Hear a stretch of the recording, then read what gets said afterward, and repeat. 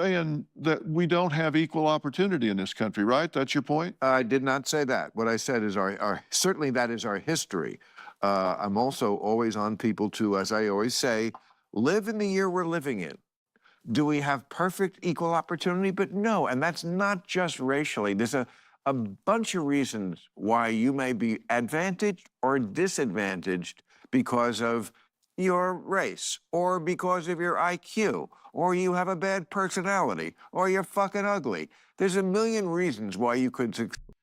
Welcome back, everyone. Today in this video right here, Dr. Phil is going to stun Bill Maher with his very base takes in a wide variety of topics. I mean, Bill Maher, as we all know, he calls himself a classical liberal, but this guy still has a lot of woke lefty ideas left in his head.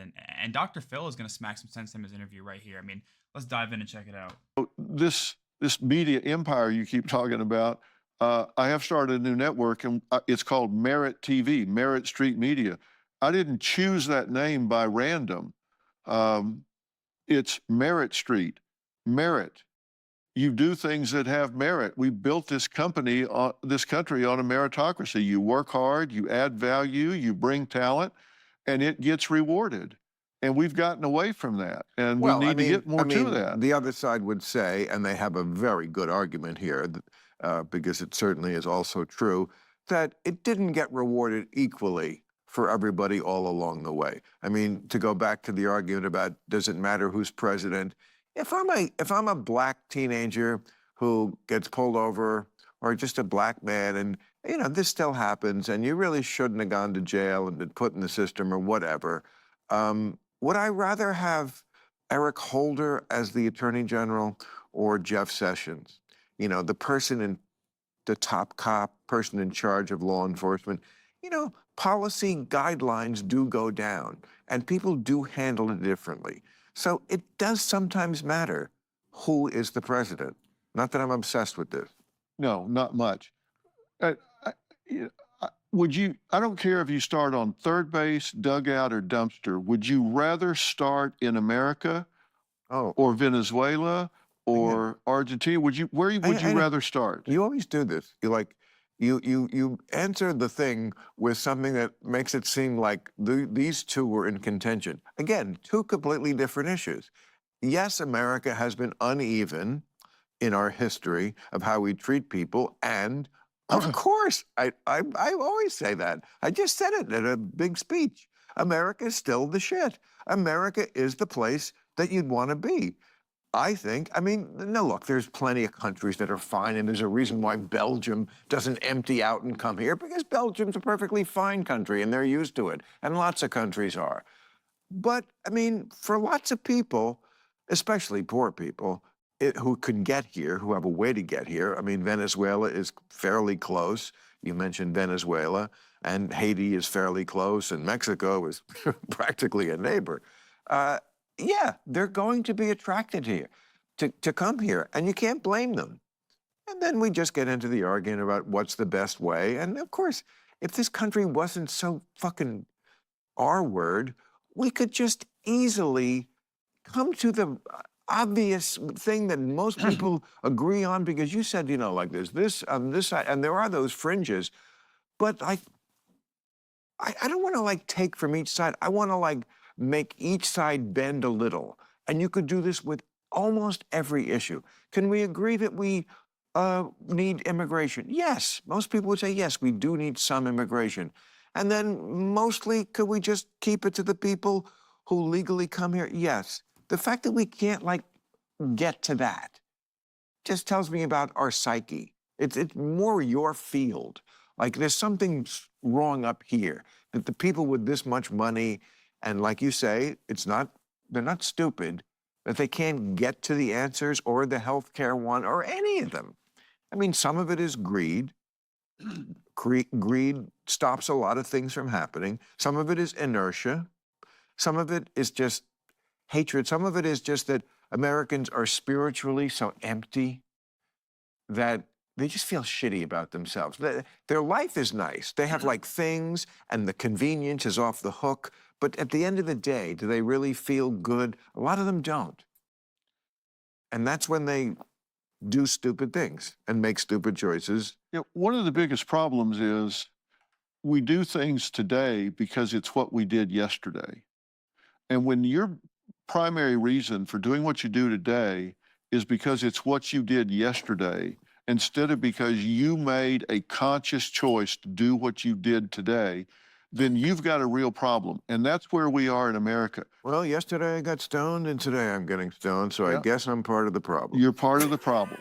But look, you got, and if that's what you choose to do today, It is. more power to you. Because Thank you. you know, one of the first thing I Thank say, you. I wrote a book called "We've Got Issues," Yeah. how to stand strong for America's soul and sanity, Big seller. and it is. I know. And I said, number one, I put out 10 things that you got to have for a good culture, and number one was be who you are on purpose. I will. Be who you are on purpose and I'm own gonna it. do that. I mean, and don't just get up and do today what you did yesterday just because it. And the only reason is it's what you did yesterday. But what if what I did yesterday I liked? Then do it again today. I'm doing it. Then own it. And but that's what most people don't.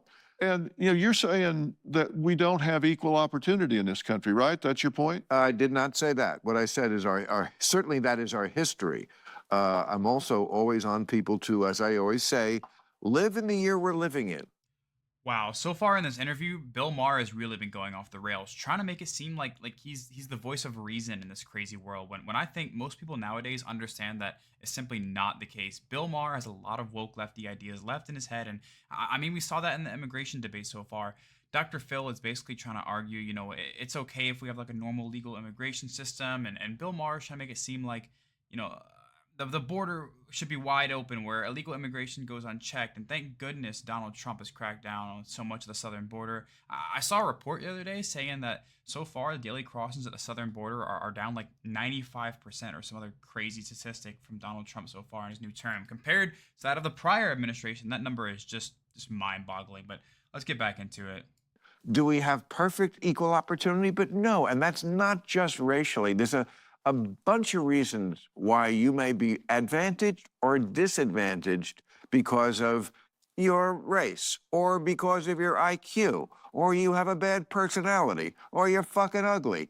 There's a million reasons why you could succeed or not succeed. And there's a million, not a million, but there's more than one way to be privileged. That wasn't the case 50 years ago when, no, if you were black, it was just bad. You just did not get the chances. You were not visible in the culture. It was just it was night and day. We're not living in that year anymore, thank God. You think we've made progress? Think. I could prove it. It's not a think. It's like, do I think gravity exists? Yes, I do. Do I think we've made progress since black artists had to stay in a different hotel? It's crazy how much progress we've made compared to many other countries which are much more racist. And this is, of course, where the woke people attack you because there's still so much work to do. Of course, there's always so much work to do. Humanity is a work in progress. But also, let's acknowledge the reality. 2024 is just a different universe from 1954. It's like it's just crazy different in a good way. I couldn't agree with you more. I know. And there are some things it's not debatable. There are some things that, for example, you go back 75 years, people are 3 times less likely to express their opinions now than they were 75 years ago. I can understand that. Yeah, because they're afraid that they're going to get canceled in some way, Yeah. or They're afraid of social the backlash, and social media gets on them. When I hear people talk about equal outcome, I go insane. I mean, this idea of there's going to be some kind of equal outcome, well, that's crazy. Working towards equal opportunity and leveling the playing field more and more every day is a great. All right, well, that's a great goal. Can I play host? Equal outcome doesn't work. Can I play host here for a second for the audience? What you're talking about is equity. There is a difference between equality and equity. I had Bernie Sanders on the show, I don't know, it was maybe 4 years ago, 3-4 years ago, and I asked him about this, and it's interesting because here's a senator, and a really smart one. I don't agree with everything for sure, but I like Bernie. And he really hadn't, he had an answer that was not good on that. Like, it wasn't all wrong. It was like, oh, I never thought about that. Because the question was, equality or equity, which, and he said equality, and then, oh, it was like, wait a sec, I think that's what he said. And it was like, oh, wait, that's not the right answer in Democratic Party politics. You're supposed to say equity now. See, it's interesting. Like, if you just asked him and got him his actual thought on the subject, because he's an old school dude, old school liberal, that was the answer, equality. Equality. People should just be judged by the content of their character, not the color of their skin. That's not what equity is. That's what you were just talking about. Equity is demanding a certain outcome. Now, there is some argument for that because the difference in opportunity was so night and day wrong for so many hundreds of years. There has to be some remedial measure. I believe in some remedial measures. I think, for example, should we admit more blacks perhaps than are actually, I guess the Supreme Court just ruled on this, so it's a moot point. We're not doing this anymore. Into college? Oh, they are. Yes, I think we owe that, and it helps society because we do need a society where there are as many black lawyers as white lawyers.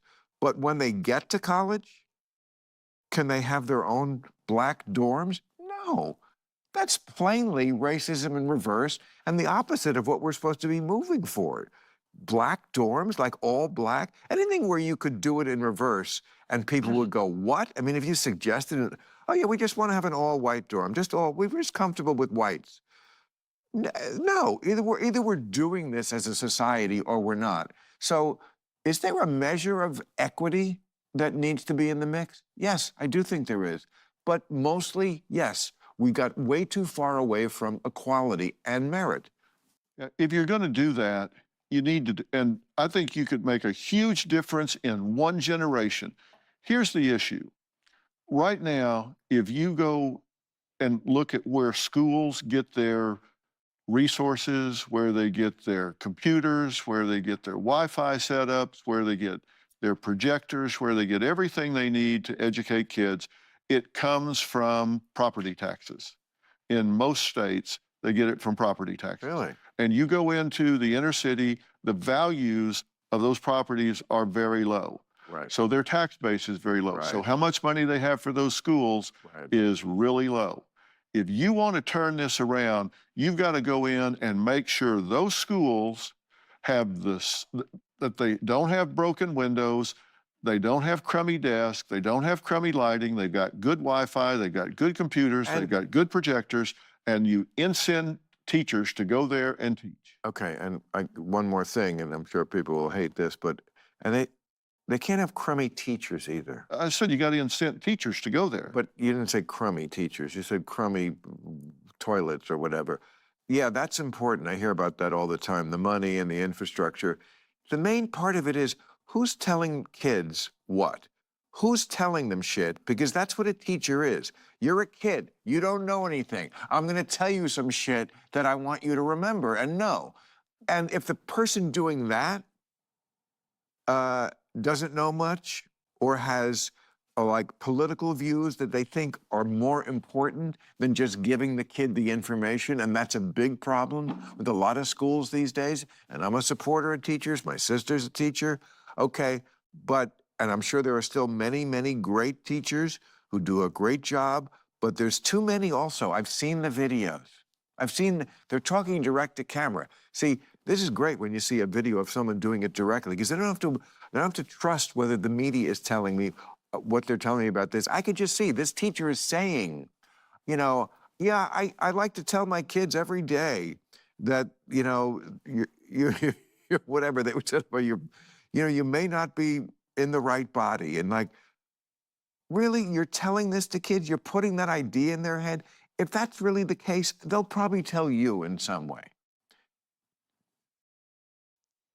I agree. I think that's happening a lot less than people think it is. Mm-hmm. But the whole problem is the teacher unions are supporting that, and America's become an outlier in that regard. Totally. You've got There's only one country in the world who handles it the way we do now, including all those liberal countries like Sweden and the UK, all the ones we looked up to. Oh, what are they doing? What can we do that's more enlightened? they've They all don't. reversed position and said, nope, not doing it. Yeah, they're not. Well, they just put the brakes on doing radical stuff that is life changing and irreversible to children. It's like, let's make sure that this is really someone who wants to live their life as not the gender that they were born. It does happen. And again, I think if you could get a conclave of people together who are reasonable, you'd come up with, yes, we do understand that there are sometimes people who are not sort of born in the right body. Let's put it that way. Their mind is more like a woman and their body is like a man, or vice versa. But that doesn't mean we need to reorder all of society around the idea that it probably could be anybody. Everybody who's born is just a jump ball. That's ridiculous. Can't we just come to the middle? Come to the middle here. Yes, it does happen, and we should be respectful of people like that, but there is a default setting for humans, a default setting. I don't think that makes me a bigot to say that. Although sure there are people right now typing that very thing in. You bigot, I can't believe you said that. You're a transphobic hater. But my point is this. In one generation, if we recognize that those schools need money to give these kids even start, then when they get to college, you don't need to lower the standards. You don't need to have a different criteria. You don't need to do anything different for them because they had an equal launch pad. Yeah, And when you give them an equal launch pad, they'll do the rest. yeah. They'll do the rest. You don't need to have a quota system. You don't need to lower the standards and give them a track to run on. They'll run. Trust me. These kids are Well, smart. They just need to have a chance. As usual, Dr. Phil with a very base take right there, arguing much more in favor of quality of opportunity versus quality of the outcome. He's arguing if you give every kid an equal starting point, then if you have different outcomes, that's on the students rather than the system. So to speak, I can't speak to his proposed solution. A lot of different ideas on there on how this could really be solved, but really curious what you all thought of this video. Let me know in the comment section below, and please like and subscribe. It means the world to me. See you guys in the next one.